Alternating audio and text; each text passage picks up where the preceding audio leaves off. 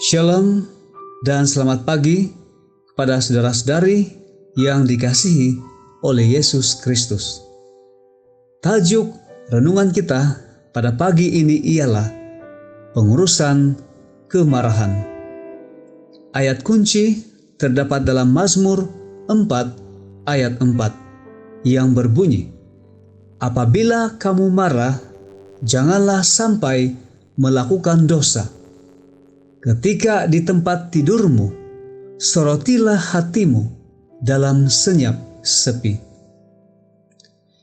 Marah ialah satu emosi normal, satu emosi yang malah Tuhan sendiri pun mengalaminya. Dan walaupun kemarahan Tuhan mungkin berbeza dengan kemarahan kita, namun Ia masih marah.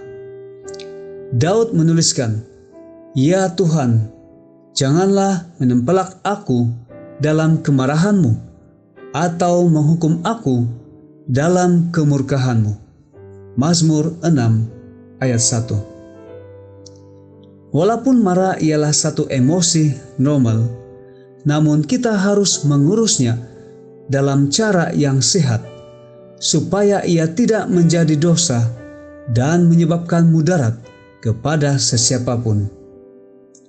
Menurut seorang pengkaji dan ahli terapi, John Gottman, semasa panasnya perbalahan, para suami cenderung untuk meluap dengan lebih cepat.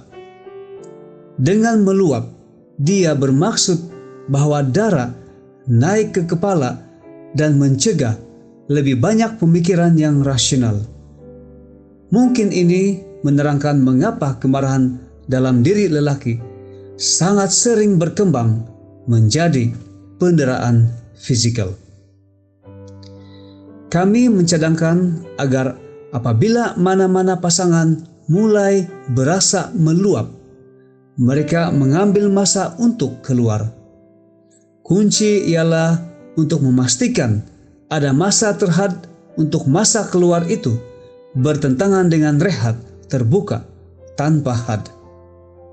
Sementara perbincangan itu mulai panas, suami boleh berkata, "Saya perlu masa untuk keluar.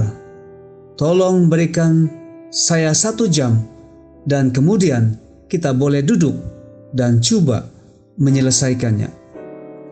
Kajian Gottman menunjukkan bahwa ia mengambil masa sekurang-kurangnya 20 menit bagi seseorang untuk bertenang apabila mereka berada di tengah-tengah perbincangan. Dengan terus pergi menjauhkan diri tanpa makluman akan menyebabkan lebih banyak kerusakan, karena istri berasa seperti isu itu tidak diselesaikan dan dihalang berkomunikasi oleh suaminya. Tetapi masa keluar boleh membantu untuk menenangkan hati, memberi mereka masa untuk berpikir tentang sumbangan mereka sendiri kepada isu yang sedang dihadapi, dan mungkin muncul dengan beberapa penyelesaian atau kompromi yang boleh dipakai. Ramai yang menggunakan teknik relaksasi seperti bernafas dalam-dalam, pergi berjalan, meditasi, relaksasi otot progresif, mendengar musik lembut, mandi air suam, dan sebagainya untuk membantu mereka bertenang sebelum meneruskan semula perbualan itu. Penafian atau menyembunyikan kemarahan tidak membuatkan ia pergi dan akan menyebabkan lebih banyak mudarat kepada hubungan berbanding menangani isu dalam cara yang membina. Jadi, teruskan marah jika case itu memberi hak untuk kamu marah, tetapi tanganinya dalam cara yang sehat dan jangan berdosa terhadap suamimu, orang lain, atau terhadap Tuhan.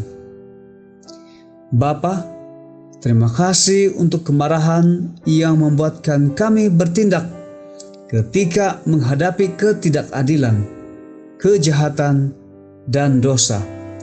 Bantu kami untuk mengurusnya dalam cara yang sehat, supaya kami tidak akan menjadi alat pembawa kesakitan dan kebinasaan, melainkan menjadi agen-agen kedamaian dan penyembuhan. Sekian renungan kita pada pagi ini. Tuhan memberkati. Mari kita berdoa. Bapa yang penuh kasih, kami berterima kasih atas firman-Mu tentang bagaimana kami harus mengurus kemarahan kami. Kiranya kami dapat mengawal kemarahan kami.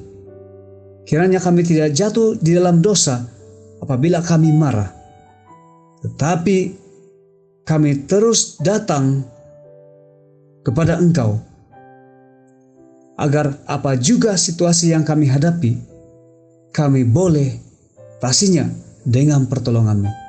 Terima kasih karena memberikan kami hati yang lembut, hati yang dapat mendengar kata-kata dari Tuhan, sehingga tindakan, perbuatan kami, semuanya itu berasal dari Tuhan. Terima kasih karena Engkau juga menjaga hubungan suami dan istri dan juga anak-anak, sehingga kami semua dapat mengawal kemarahan kami, sehingga kami tidak jatuh di dalam dosa.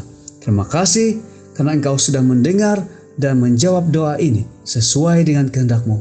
Semuanya ini kami serahkan di dalam nama Tuhan Yesus. Kami berdoa. Amin.